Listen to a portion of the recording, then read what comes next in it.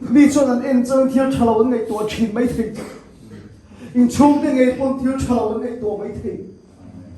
mà xem bắt thiên như em chân thiếu trả lời ngày lâu chặt na ngày tuổi mấy say đã bị đủ cho in thiếu trả lời ngày lâu in chặt na ngày tuổi gì Hallelujah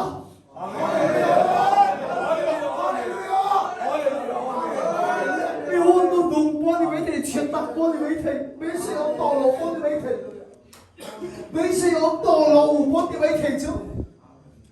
bác sĩ bác thiên chuẩn mấy xe nó bị đủ cho ấy thiên trả lầu đi lầu thiên trả ngày tổ khem hôn đi lấy vàng cho mà ngày tổ nát nó đi lấy đầm na ngày tổ phua nó đi lấy salen na ngày tổ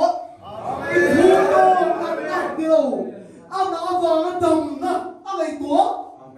itu là sinh một kỳ này ăn đã và cái trồng nó biết chứ đúng không?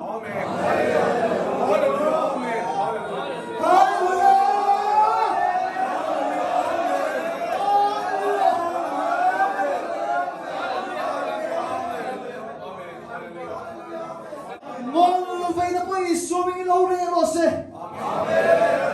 Inti suara dan tabo, tu ni số mình lâu tâm rồi sẽ.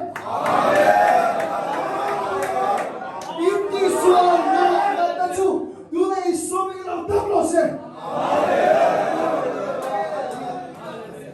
Giờ ai đã gắn mù thế nó tu lên, không ai đã gắn mù thế nó tu đi. Iso cho công tiền rèn cái mà niệm bốc cái thiền nó to cái gì á, cái chắc lâu nó thì mình kia thiền bùi thầy lâu này cái gì lâu, cái mà niệm công tiền rèn cái thiền nó to cái gì,